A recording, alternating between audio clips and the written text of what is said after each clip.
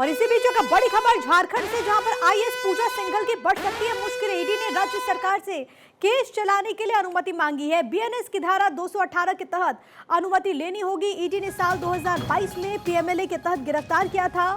आय से अधिक संपत्ति के मामले में अरेस्टिंग हुई थी। और अब इस पूरे मामले में जो बड़ी जानकारी है वो ये कि मुश्किलें बढ़ती हुई यहां पर पूजा सिंघल की।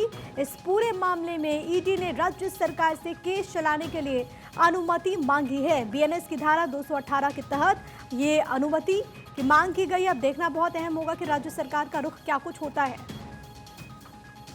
तो ये बड़ी खबर आपकी टीवी स्क्रीन पर, ईडी की तरफ से ये अनुमति मांगी गई है। इस पूरे मामले में आपको मालूम है कि अरेस्टिंग भी हुई थी। ईडी ने साल 2022 में prevention of money laundering act के तहत पूजा सिंघल को गिरफ्तार किया था। आय से अधिक संपत्ति का ये पूरा मामला। धनंजय मेरे साथ, मेरे सहयोगी इस वक्त कनेक्टेड है।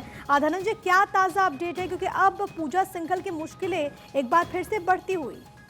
देखिए, अगर ईडी ने जिस तरह से राज्य सरकार के केस चलाने की अनुमति मांगी, अगर अनुमति मिल जाती है तो पूजा सिंघल की मुश्किल हालांकि बढ़ सकती है। 28 महीने जेल में रहने के बाद वो बाहर निकली थी। उसके बाद राज्य सरकार में एक पैनल बनाया गया था मुख्य सचिव के निर्देश पे, और उनको निलंबन वापसी भी हुई है। पोस्टिंग पर भी कोई बुला ली गई है। लेकिन देखिए, इसमें अगर राज्य सरकार देती है तो लगातार इन्वेस्टिगेट ईडी करती रहेगी, लेकिन इसका जो पोस्टिंग पे और जो निलंबन वापसी पे कोई भी असर नहीं पड़ने वाला है। और 7 जनवरी को झारखंड सरकार में जो पूजा सिंघल की जो 28 महीने के बाद जेल बाहर निकली थी, उसी समय बहुत सारे पॉलिटिकल बयान आने लगे थे कि एक भ्रष्ट अधिकारी को आप फिर से सरकार में बहाली, निलंबन वापसी हो रही है, फिर सरकार में कार्मिक विभाग में पोस्टिंग के दे रही है। तो तमाम सवाल खड़ा उठे। और इसी दौरान जब ईडी केंद्र राज्य सरकार से कार्रवाई करने की मांग रही है, यानी केस चलाने की, जो केस ईडी ने इनको गिरफ्तार किया था, एक मनरेगा घोटाला था खूंटी में, उसी घोटाला को लेके ही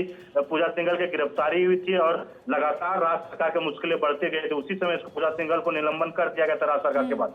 अगर वो राज्य सरकार इसमें अनुमति देती है तो फिर पूरी ईडी यही सवाल है कि क्या राज्य सरकार का रुख इस पूरे मामले में होता है। फिलहाल के लिए बहुत शुक्रिया आपका धनंजय, तमाम बातचीत और जानकारी हम तक पहुंचाने के लिए। तो आईएएस पूजा सिंघल से जुड़ी ये बड़ी खबर है। झारखंड की हेमंत सरकार को लेकर के क्या अनुमति देगी या फिर नहीं, वो देखना महत्वपूर्ण होगा।